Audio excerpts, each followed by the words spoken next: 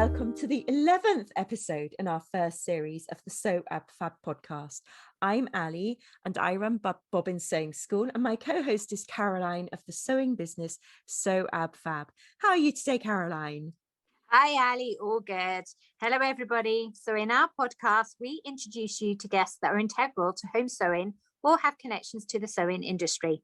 Many of our guests have small businesses and or provide necessary resources and products to help you as sewers. Thanks, Caroline. That's okay. Our 11th episode. I know. We've had some really good interviews, haven't we? We have.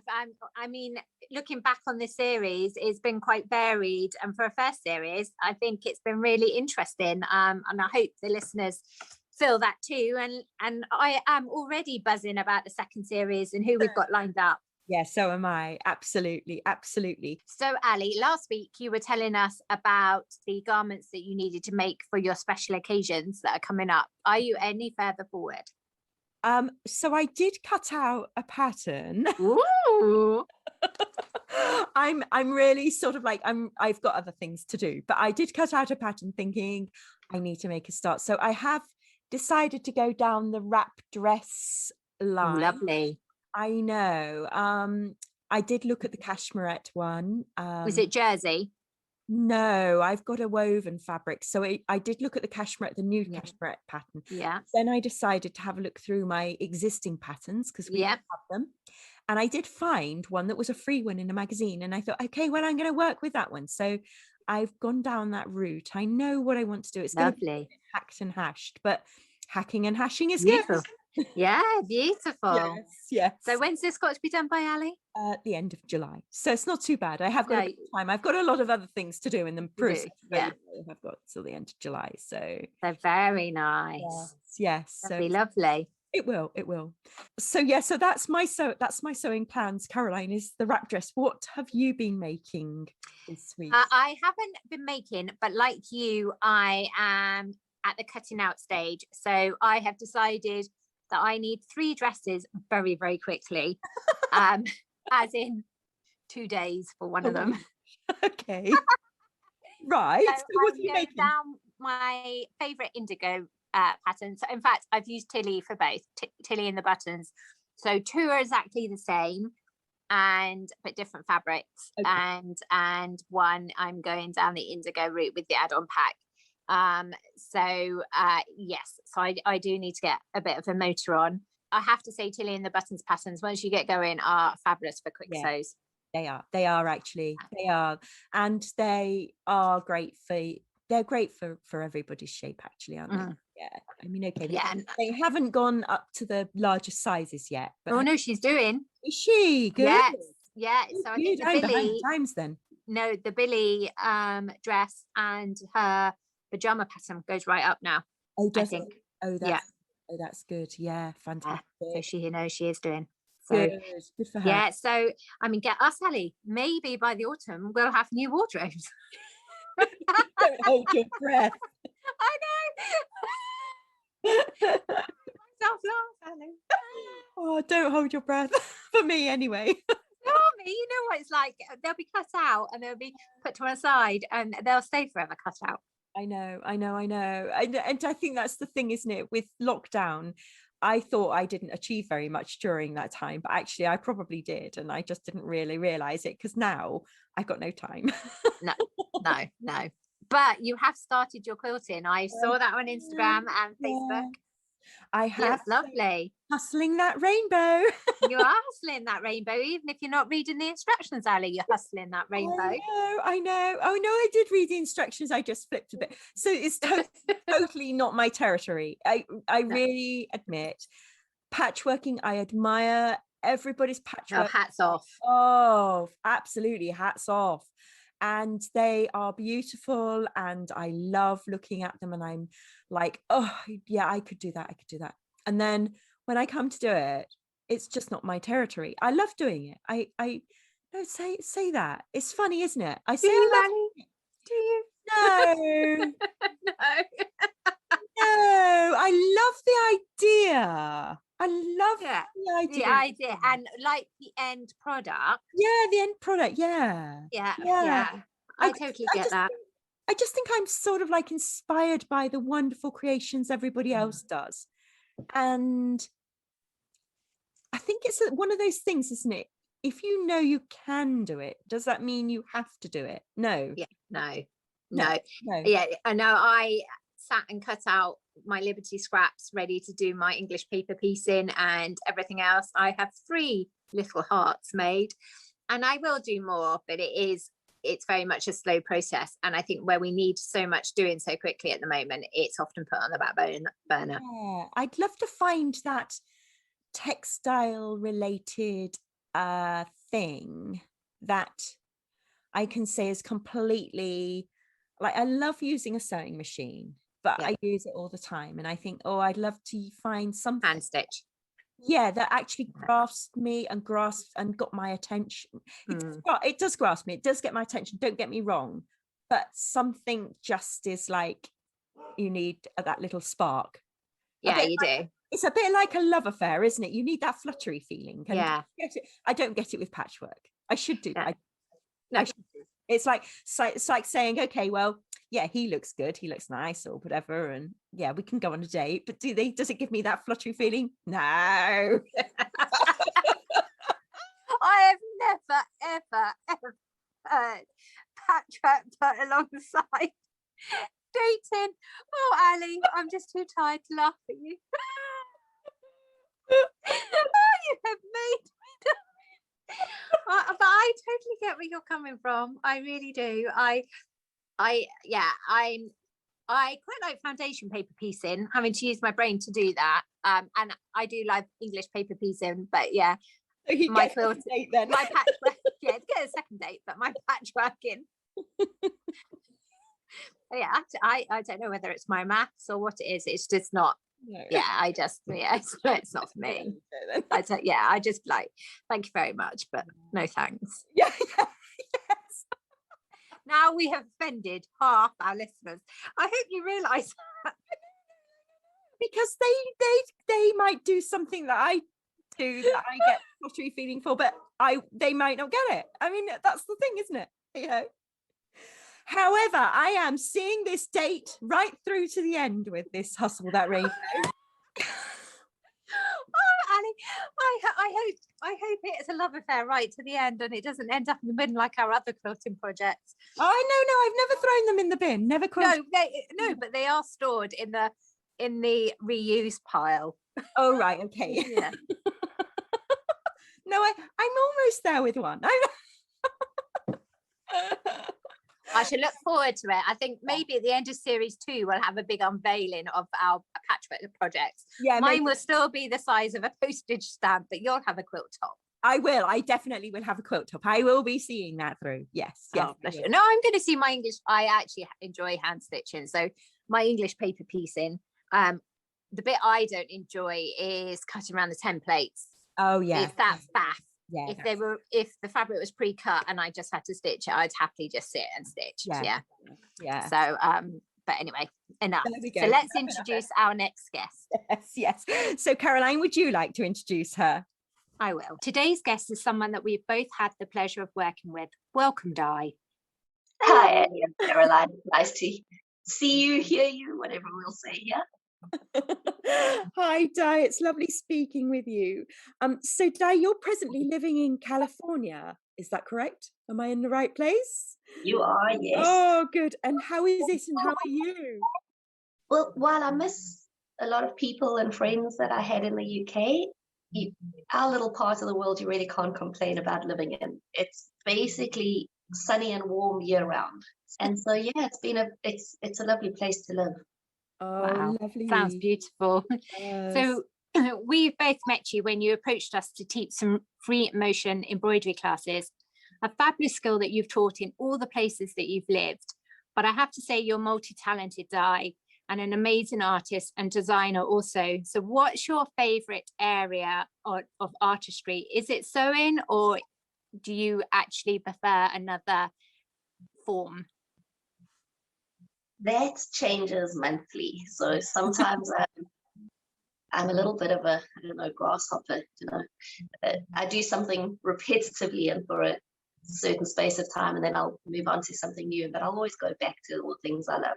So at some points it's textile art, sometimes it's selfish sewing, sometimes it's lingerie sewing, mixed media, and I mix my things together. So sometimes I'm doing mixed media, but then I add stitching into that.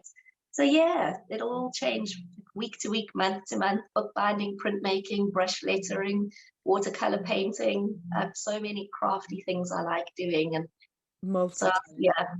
Yeah, what amazing. I mean, I know I follow you on social media, and I love seeing your latest makes and projects. What are you currently working on?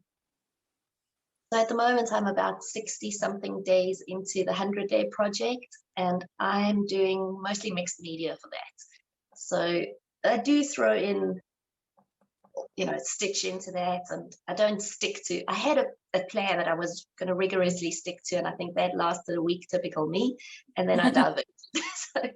So Di, can you tell us a little bit more about the 100 Days project? Because I'm not sure that everybody knows what that is. Sure, yeah. So this is actually my first year doing it properly. In previous years, I've said, oh, I'm going to do this. And with the normal rush of life, then you're racing off to this, or you're traveling or whatever, and I've never been able to stick to it. So basically, the 100-day project is something very simple, and it's whatever you want to make of it. It's saying you will do something every day for 100 days and sticking to it. So, and it's mostly creative. So it's a lot of the people doing it are authors, poets.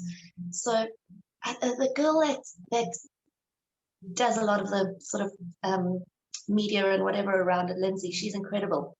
And I forget her exact wording, but it was something like you can use it for practice, for production, and I forget the third P, but it was basically like, if you just want to get better at something, if so you're going to practice every day. If you want to produce something out of it, like you want to finish a book, and then you say, every day I need to do a paragraph or whatever it may be, that whatever you need to break it up into, so that by the end of the 100 days, you'll have completed it. And the third one was sort of to have a full piece at the end of it. So, you've achieved a comprehensive, yeah. So whatever it may be for you, she said that you can make it as much time or as little time that fits into your timetable and your schedule. So if you only have 5 minutes a day, we'll do one continuous line drawing every single day. That's only going to take you 2 minutes. But if you have more time, so yeah, it's just whatever you want to do for that 100 days and committing to it. And it's mostly on Instagram. So if you follow the hashtag, the 100-day project, and if you put in this year, then you'll be the 100-day project 2021, then you'll see exactly what everybody's doing. So, that sounds wonderful, Di. But I know you've put your talents as well to better causes and worked with some disadvantaged people, both here in the UK and abroad. Can you tell us a little bit more about that? Most of that is putting my sewing to good use. And so it started leaving South Africa and not working in my field. And so I went back to my hobbies and relied on that to make friends, to fit in. So I was teaching sewing classes in the Berlin International Women's Club, and I had that group of ladies. We made knickers and dresses for a group in South Africa called Sparrow's Nest. They look after a group of children that are orphaned. AIDS is still quite a problem in South Africa, so it's AIDS orphans that they look after. And so we sent, I think, 50 dresses and loads of pairs of knickers for them. And then in the UK, I got involved with a group called the Purple Community Fund. There you go, PCF. And through them, I was teaching sewing classes at a women's correctional facility. So it was one specific correctional facility in the UK. And that was an incredible experience. And it really made me realize that, you think people in prison, it's nothing to do with you or people you would know. But when you chat to the girls there, it's so just luck of the draw, right? It's the family you're born into that looks out for you, as opposed to what some of them have grown up with, where, they just haven't had any kind of support, Yeah. care, or you really, when you hear some of their stories, it's really heartbreaking, but you can really be grateful for the care that's been put into you, and the family you've been born into, the place you're born. It's just, when you hear the stories from some of the girls, you realize how grateful you should be for the family you've had, for the love that's been put into you, that you've managed to avoid any of the situations that could get you. And when they tell their stories, you realize how easily it can actually happen. It's through no fault of their own sometimes. And then the third opportunity that I had was absolutely incredible. I went also with PCF. We went to Tanzania, and I was teaching sewing classes. It was supposed to be one group, but when they heard we were coming, we got there and they said, actually, you've got 3 groups. So we had to quickly spend a lot more time and quickly rest and get more supplies so I could show them. But so the 3 groups we worked with, it was at-risk girls. So it was to provide them, if they learn sewing, there's a lot that they can do. Where they are in Tanzania, it's sort of at the foot of Kilimanjaro. So there are quite a few tourists that come through there. So there are quite a few little stores that sell African handmade things, but a lot of it is sewn stuff. So as soon as the girls had the skill to be able to do that, there were co-ops that they could join. But the co-op won't take people who don't have a clue what they're doing. They don't train people. So as soon as we could give them that basic training, they could get jobs there. So that was the first group, was the girls at risk. The second group, they're amazing. It's a group of sisters. And I want to say there are about 5 sisters that look after a group of 20 to 30 people, it fluctuates, that are affected by leprosy. And some of these people are really old, and of course, with leprosy, you lose limbs and you lose fingers and toes. So the sisters look after these people. It's incredible what they do for them, and the amount of love that they put into it. So they have a young guy that sews for them. So we taught him a few different patterns for handbags. So he was selling those directly. The sisters are incredible. They have their own dairy that I think 5 or 6 sisters, as I say. They run the dairy, they look after the people that in their care, they run the store that they sell, they do woven blankets on a loom. It's incredible. And then they do the handbags and a few other sewn things. Yes. So they were wanting to increase their products, and so I taught them a few bags that I actually taught for the 2 of you as well. Yeah. Those same bags. Brilliant. They learned those. And then the third group is people with albinism. They just say albinos, which in every other country is politically incorrect, but they themselves refer to themselves as albinos quite happily. So I'm going to use their terminology.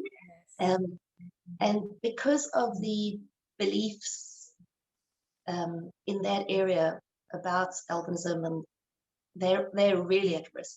So they live in a compound that's got 24, they've got security, and they've got very high fences and whatever, because they really are under threat a lot of the time. And they support themselves totally with sewn items. And so with them, it was more just adding items into their repertoire. They already had their machines and they had everything they needed. They just needed new patterns and new ideas. And so they were super quick. So, but we did some work with them as well. So that was an absolutely amazing experience. And they were just so grateful for what we could teach them. They don't have internet, so they can't just say, oh, let me just look up a new pattern. Like, we have access to all of this amazing stuff, but they don't have that. So, can I just ask, what was it that you actually taught the women in the prisons here, the correctional facilities? Basic sewing skills. So we taught them how to use machines, sewing machines and overlockers. In the UK, because the schooling system took out home economics, or whatever you call it there, you have a generation of young girls and guys that never learned to use that. So I was chatting to a girl that sells made-to-order window treatments and cushions and things like that. And she was saying there's an absolute need for people who can sew. And the thing is, there's a gap, because it's either in the UK, the people who sew, it's either people like the three of us who are not going to be sewing curtains for, No. close to minimum wage, I guess. Yes. And that, those are the only people who have the skills, and it's people who, running their own stores, doing it for fun. But you're missing that whole group of people who could create ready-made things for them. So she was saying if we could get the girls in prison to that point where they could sew, she would employ them. She, like, no questions asked. Once they'd finished their term, so that was the system that was the program we implemented in the prison. Unfortunately, we had a lot of hiccups with it. Nothing to do with the prisoners. They were incredible. More to do with how the prison system works. To stop people getting too set in the place they're in, they move the prisoners a lot. And that's for very good reasons. So, I'm not dissing the work that they do, but it meant that we would just got somebody through to 3 months of training, and then they'd be away for a few months until we could fight to get them back at that. So there were a few hiccups with the project, but that was the plan. And if it could be implemented, it would be amazing. Yeah. And do you think that there were girls there that were, that actually you could see they took this on board and they were really engaging? And totally, Aly, it was incredible. So it's funny because, of course, the first day I went there, I was very conscious of being in a prison, and you have to go through security. You do the pat down. You have to hand in anything. They check your bags. You're not allowed to take in your mobile phone. Even my Apple Watch, I wasn't allowed to take that in, of course, because it's anything like that. But I must be honest, the second time I was there, I'd already forgotten. And the girls would say that too. They would, because we're just a group of girls sewing together and having fun. And I laughed because the one day we were sewing and I accidentally knocked the scissors off the table. And I said to whoever was standing next to me, I was teaching them something, so they were all crowded around me. And I was like, oh, mind your foot. And she's like, oh, yeah, I got stabbed in prison by a sewing teacher. Actually, as an aside, I managed to drop some those horrible, the really sharp Japanese snips. I knocked them off of my table onto my foot. They went straight down. I had blood everywhere. So yes, it can be quite gruesome. Yes. One of my friends was sewing and I dropped a pin, and she's like, it's a combination of the floor's lava and no, where's Waldo, and the floor's lava, because if you find it but with your toe, you're in trouble. Yeah. Aly, that we had some amazing seamstresses. I mean, some of the girls who'd never ever touched a sewing machine were making. We did have one client that the girls did sew for, and they were making sport leggings for her. And the things that they could produce, we had quite a successful. We sold Christmas decorations that the girls had made, and they had done some cross stitch on, like, little hearts, that linen with cross stitch on them, really beautiful things. And their confidence in themselves was such an amazing thing to see. That's these girls who, when they came in, they were like, oh, this is just another program. And then, even at the end, when we said to them, unfortunately, we're not going to be able to continue this, they were like, oh, we've had such a lovely time. It really doesn't matter. We've learned skills. And one of the girls that I know left, she's no longer incarcerated. She's doing something crafty. So lovely. It is lovely. It is lovely. That's brilliant. Yeah. Oh, yeah. And I it's so humbling to hear these stories, and I'm sure you have memories from all of those different experiences. But is there one that stands out that you'd like to share? Is there something that just stands out for you forever? Oh, I think the biggest thing when we were in Samin, the things we take for granted, that is just, you just assume everybody has the same thing. So we were teaching the girls. I was actually only supposed to be teaching them to make reusable feminine hygiene products out of fabric. And so I was saying to them, you can, how to attach them onto underwear, and I realized I didn't have a pair of underwear to show them. So I quickly rustled up a pair of knickers. We had everything we needed. There was, it's literally a pair of knickers is just cotton, stretch cotton, elastic, and that's that. So I had the pattern with me. By chance, I had packed that in. And they were so excited to be able to make knickers, because most of them don't own knickers. It's kind of, they considered a bit of a luxury. And with the reusable sanitary wear, the one girl said to me afterwards, she came to me quietly and she said to me, you know, I'll actually be able to finish my schooling this year with these, because normally she has to stay home because she was saying to me, Always is the brand that they can get there. A pack of Always, I don't know, and I wasn't sure if she meant one pack or what would get her through her cycle, would cost a quarter of her mother's monthly wages. Because they're imported items and they're considered luxury, they're just out of reach for most people. So most of the girls will just skip school when they're on their cycle. And so she said to me, with these, I can actually finish my schooling this year.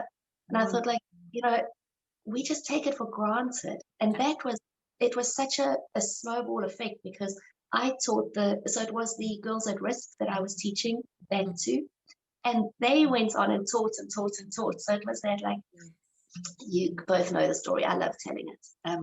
When Nelson Mandela was incarcerated, he was very, very well educated. Yeah. And he noticed that he had all these young men who had absolutely no access to education. So political prisoners I'm talking about. Yes. So he developed this system, or the older men in the political prison, which was Robben Island at the time. They developed the system, each one teach one. So then they managed to pass sort of an education, and a pretty good one too. The people, it was all men that came out of the Robben Island system, thanks to their fellow prisoners, actually came out educated. And so I thought this was a living example of it, because when we got back in touch with them, they had taught the next group and the next group, and they had passed on this skill. Fantastic. And because in where they are in Tanzania, there's a massive t-shirt manufacturing plant. And of course, they cut the t-shirts out with those machines that cut through layers and layers. It's like that big saw blade. It's like a lot of scraps. And of course, both knickers and the reusable sanitary wear takes very small pieces, and you can sort of fudge them as long as you've got the stretch the right way. You can even put seams if you need to. So they were getting all the materials, the basic materials they needed. They could get that at cost. I think they were actually getting that free. So it was something they could actually make. And you just need a basic sewing machine. As long as you can do straight stitch and zigzag, you're right away. But isn't it amazing? You say that there's a manufacturers there that's creating millions of t-shirts. Sorry, not dozens, but dozens of millions of t-shirts, that are coming over to be sold for ridiculous pence over here. And yet over in Tanzania, they haven't got the money for pants themselves. Isn't that, it's disgraceful, isn't it? There were so many things that when I was teaching, it was still that same group of girls, because we were using the school to teach at. So that was the first group that they taught it onto, was the schoolgirls, because the schoolgirls had obviously seen and heard what they were doing. And so the older girls taught the schoolgirls. But at some point, I needed a new roll of thread. And so I was like, for us, it would just be, grab one out of. And the girl who was going to get me thread was gone forever. I was like, maybe it's locked in a cupboard, or I don't know. And eventually she came back with this little roll of thread, and she said, I found one. And it was one that, like, the three of us would probably have discarded. It was like, it is like dusty and old, and it was a bit like, she had sat there. What had taken her so long was that she had sat there, because it was all in a big ball, and she had sat there and wound it so that we could actually use this thread that was what we would call scrap. It's amazing. It's myself, my little home setup could teach 50 girls easily, and that's just what I have at home. It's really sad, and I think that's it makes you realize what a terrible world we are living in. Unbalanced. Yes, it's very unbalanced. But it also reminds you what opportunity there is to what you can do, you think, oh, well, I'm just one person, I can't make a difference. But actually, when You've made a difference to hundreds of girls there, yeah, haven't you? Yeah. So That's amazing. It is amazing. Yeah, as we said, it is a very unbalanced world. But you've also lived and worked in Germany, and although fluent in German now, did sewing have an influence on your integration to the German way of life? Absolutely. I will have to say that I wouldn't say I'm fluent in German, but we think you are. I can hold down a conversation. I can make myself perfectly understood, and so I'm very proud of my German skills. I'll say that, but fluent I am not. So sewing played a massive part in me learning German properly and being, it made me converse, and that's the trick. So I've been going to classes to learn German, but of course you're with a textbook, and still I was so, especially when you're learning like the, textbook studying and whatever, German is, you've got your three daddy das, it's a bit more complicated, and I'm a person who likes things done properly. So I was like, oh, I wouldn't say anything but now I don't know, is it their house, the house, I was never, so I was just not speaking, and I would, instead of, somebody would speak to me, and instead of just answering, I'd be thinking, is that grammatically correct, and I got it in the right sequence, is everything correct? And by that stage they'd switched to English, and I'd lost my opportunity to practice German. But what made a massive difference for me, because I sew so much, and firstly, I joined the International Women's Club, and I was leading a sewing group. So that was an instant base of expat friends. And, if you feel useful for one, you've got something to engage and to entertain, and you've got a circle of people around you that are in a similar situation. So that was because I was doing all of that, I obviously needed fabric. So I discovered this gorgeous little fabric shop, and I was going there every other day, to get supplies and whatever. And I was speaking to the German lady, who I thought she was German, who owned the shop, because her German is absolutely perfect. And that's my friend Linda. And after 3 months of us chatting the whole time in German, I heard her on the phone one day. And I was like, so a lot of Germans, they will speak with the accent of wherever they learned English. So I assumed, because she had quite a clear New York accent, I was, oh, were you an exchange student in New York? She's like, no, I'm a New Yorker. Linda, for 3 months, we've only chatted in German. She was like, yeah, because you needed to practice your German. You said so. So she never once told me that our mother tongue was the same, which was English. But that actually made such a difference for me, because then I started helping her out with her shop, and eventually my confidence in German, just that, forcing yourself to practice and whatever, she could leave me there on my own, and I was quite confident to help people, and totally in German. So Di, you were brought up in South Africa, and did you learn to sew as a child? Who influenced you with the needle and thread? Definitely, that's so I come from a line of crafters. My gran was an avid knitter right up until she passed away. She would talk about, her knitting for the oldies. She would always, she was an amazing knitter, and she also sewed, but she crocheted as well. But my mum loves sewing, so she's always, it's always been a hobby for her, but she's gone as far as pattern drafting. Aly, the two of you have a lot in common. She can rustle up a pattern for, and the board pattern never stays as it is. It gets altered and changed, and she adds things. That's beyond my skill set. But so my mum bought me my first sewing machine. I think I was about 9, and it was one of those lovely old Elmers, those full metal, beautiful, still totally Swiss made, and that machine was an absolute dream. I still use that machine up until we were living in Germany, and I had started sewing handbags, and it wasn't quite strong enough to go through. I wanted to do leather bases. Yes. And that was the only thing that machine couldn't do.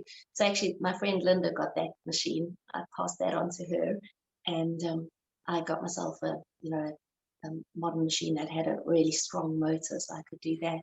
But yeah, that's the machine I did everything on. So yeah, it was definitely Definitely. although I grew up with it, I only did fun projects with my sewing machine until I was 19. And that is when my sister dragged me to a sewing class. And Oh, that started my absolute passion for sewing.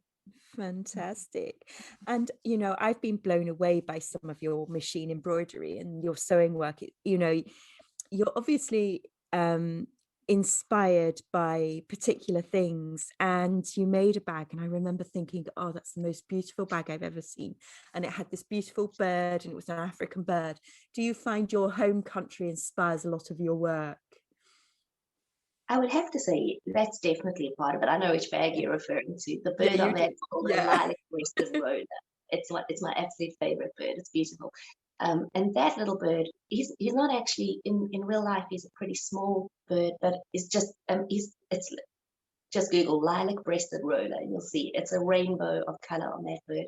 Aly, I actually have to tell you that when we moved into our Midlands house, I added that same bird in stitch and paint onto a blind for our downstairs Oh, bathroom. It's a beautiful bird. But yes, Africa definitely influences what I do and how I do it as well. Um, South Africa's still got a lot of handcraft workers.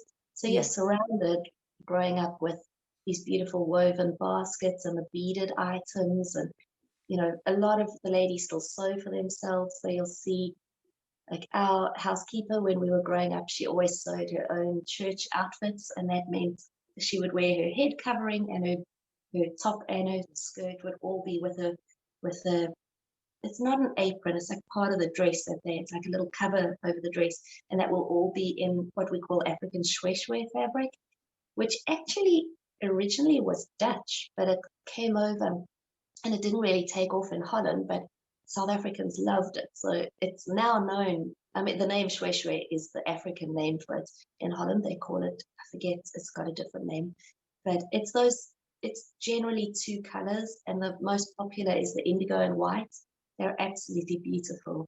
So yeah, you definitely, and I mean, in South Africa, I mean, we grew up going on bush holidays, what every other country calls a safari, but that would be, a winter holiday. It's beautiful and warm, and it's the right time of year because in the heat of summer, the animals, you never see them because it's too hot and they're hiding there.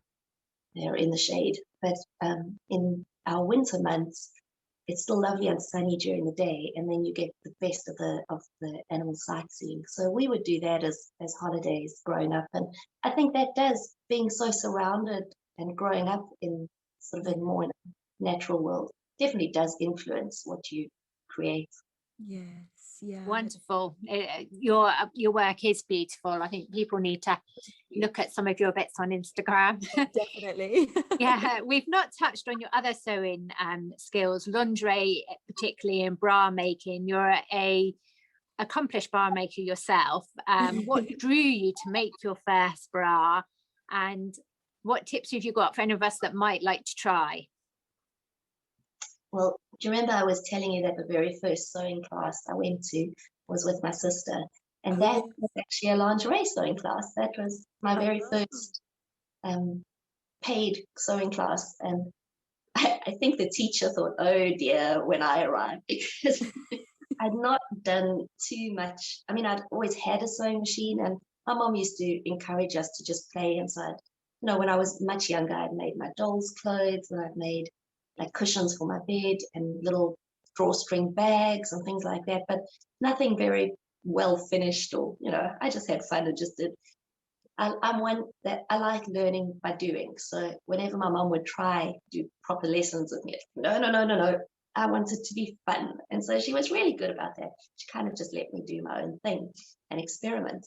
So I get to this lingerie course, and the teacher says, okay, we're going to do serpentine. And I put my hand up. I'm like, what is that? And I could just see over her face, like, oh no. One of those students is like, shouldn't be in this class, has absolutely no cooking glue. But it turned out that I think there were 6 of us in that class. To this day, I am a prolific lingerie maker, and it's one of my favorite skills. And I still make myself lingerie. I make for other people. And after the class, so because her shop was one of the few places you could buy supplies, she was seeing me every other week, coming in and getting more supplies. And so I think I made the most use of her class, that's for sure. You asked me what I would suggest if you want to get into lingerie making. I love making knickers because they are so quick and so simple, and you can adapt them to your exact preference. You can have so much fun with them, and they're very hard to get wrong. Bras are not something you're going to get fitting in even one or two goes. You're going to be adapting. I mean, there's so many variations to everybody's figure that you can't take a pattern off the shelf and expect it to fit you. So you will be playing and you will be fiddling, but the end result is worth it, because once you have a bra that fits you perfectly and is so comfortable and is made for your body instead of trying to adapt your body into somebody else, it's well worth the fight. Let's put it that way. Oh, well, Di, it's been absolutely lovely chatting to you, and I hope that we can get to chat to you again soon. Thank you, Di, and enjoy your thank day. I love the two of you and the lovely classes I taught for you. Well, thank you. Thank you. Bye. Bye. Oh my goodness, how amazing Di is, and doesn't that just show you how much sewing can be so opening of opportunities all over. And we just don't realize, do we? I think that, we've listened to all of our different guests over the last few weeks, and there have been so many openings that have come through, and communities. Yes, totally. And I just think that just her interviews just summed up how wide and vast that opportunity can be. So and making lifelong friends through a shared hobby. Absolutely. So Caroline, what are we going to be doing next week? So we're meeting in person. We are. It's been a long time. It has been a long time. So yes, we are checking out hotels for our sewing retreat. Yes. And so Aly and I will hopefully record some live chat. Yes. So face-to-face chat instead of Zoom calls. So we'll have lots to bring you news and bits and pieces and our plans for the future. Yes, exciting. So I'm really looking forward to that, Caroline, and can't wait to catch up with you, see you in person, real life. I know. I am very excited. I'm on countdown. I know. It will be fun. So I think we'll have to just sort of think about what we're going to bring our listeners next week. Definitely. Lots of giggles, actually. I mean, we need to be serious. Yeah, we do. Yeah. Sewing can be serious. Oh, we can be serious. Yes, we can at times when we need to be. But yes. But then the following week after that, we thought we might open up to questions. So so if you'd like to email us or contact us via our usual social media links, we would love to hear from you, because obviously it will not be an episode if you do not send questions into us. You will just have Aly and I rambling. And you don't want that. You really, put us under a bit of pressure. Send us some questions. Yes. So that would be a fortnight from today that we will be hopefully answering your questions. So yes. Fabulous. Anyway, if you have enjoyed our podcast so far and you would like to hear more, please do subscribe. You can find more details about us and the links to this show at www.soabfabpodcast.podbean.com, and there you will find our website links and social media feeds. Keep in touch, and in the meantime, happy sewing, everybody. Happy sewing.